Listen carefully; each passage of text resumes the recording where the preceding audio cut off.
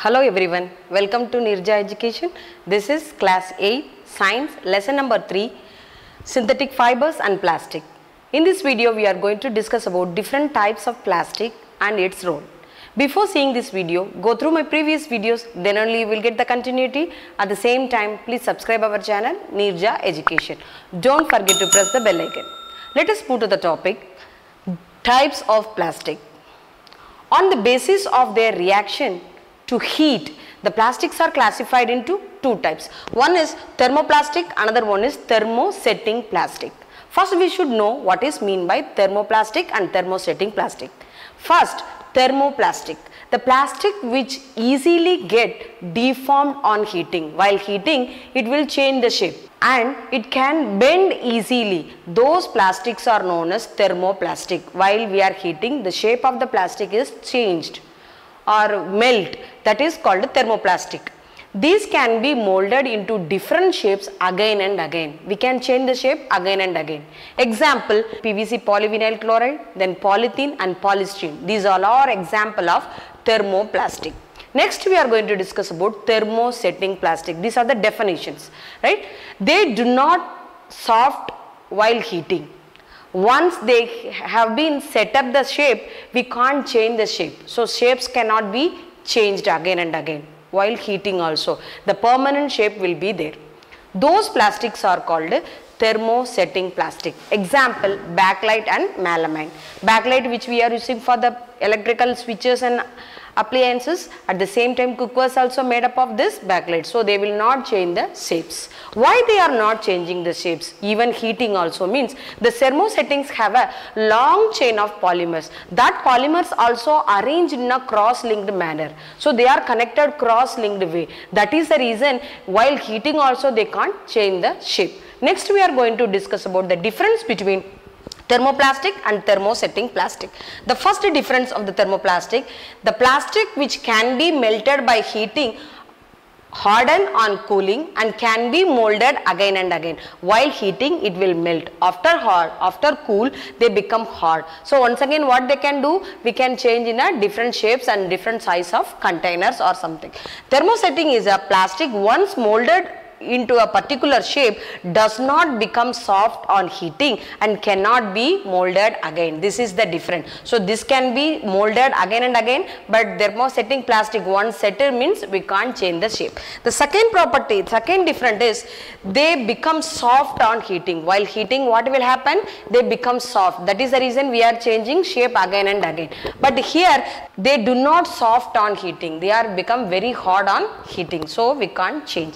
The third property is they are less tough. Thermoplastics are very less tough, but they are very tough in nature. Here less tough, they are very tough in nature. The fourth difference in thermoplastic, they are less resistant to high temperature. They are less resistant. Resistant means it will adapt. High temperature it does not able to adapt. So immediately it will reform or melt. But the thermosetting plastic more resistant to high temperature. That is the reason even we are hitting high temperature, the shapes will not be changed. It will be retained same. The fifth point is they can be recycled. These thermoplastics can be recycled. We can change in another form. Example, PVC, polythene, polystyrene. These all are the examples of thermoplastic. Here they can't recycle again. Example, backlight, melamine, mica. These all are example of thermosetting plastic. I hope you have understood the difference between thermoplastic and thermosetting plastic. Next we are going to discuss about elastomers. Elastomers means it is a polymers that have the unique properties of viscous and possess elasticity. That is called elastomers. What is elastomers? Elastomer is not a plastic, but it is made up of polymers.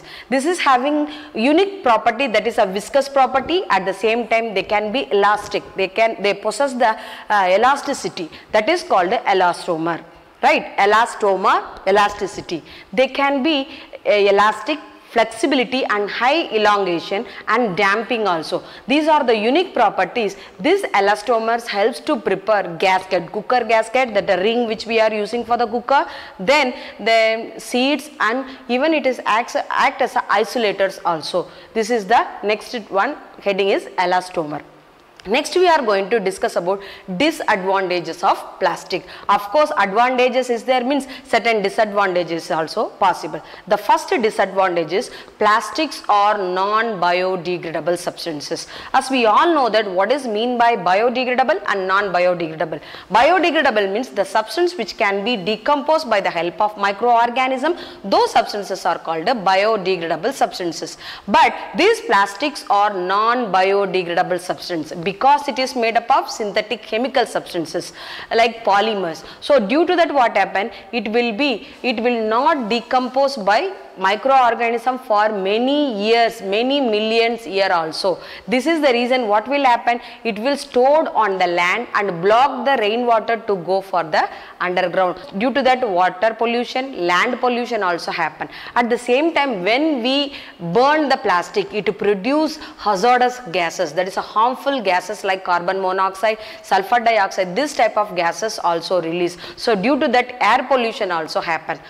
Another one is the plastic producing industries, they are releasing the effluent having high toxic substances. These toxic substances mixed to the river and reservoir of different water content. Those who are the organism living inside, they are getting harmful effect due to the releasing of the effluent.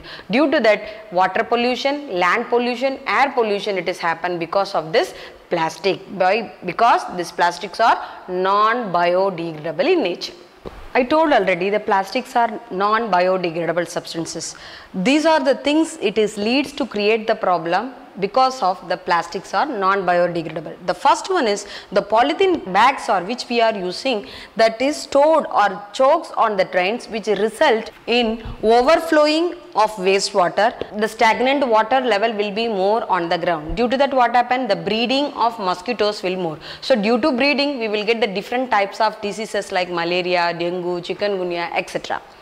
Some of the plastics are eaten by stray animals along with the leftover food, which result death also. Whenever we are throwing the food item outside along with the polythene bag, so the animals are eating along with that food along with the polythene bags only. So due to that they will get the harmful effects also.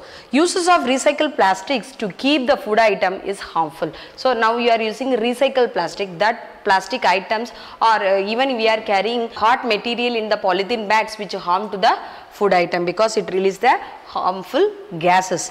Dumping plastic on the land, it causes land pollution, already I have told. Same like that, dumping plastic goods in water bodies poses a threat to aquatic life also. So when we are throwing the effluent or plastic goods on the aquatic life, it causes threat to the aquatic animals also. Next, how to measure, that is a measure to tackle the plastic pollution. Even though we know the plastics are very harmful in nature, it is non-biodegradable substances, it gives harmful gases, it pollute land, air, water also. Then also I told already, nowadays we are using plastic everywhere.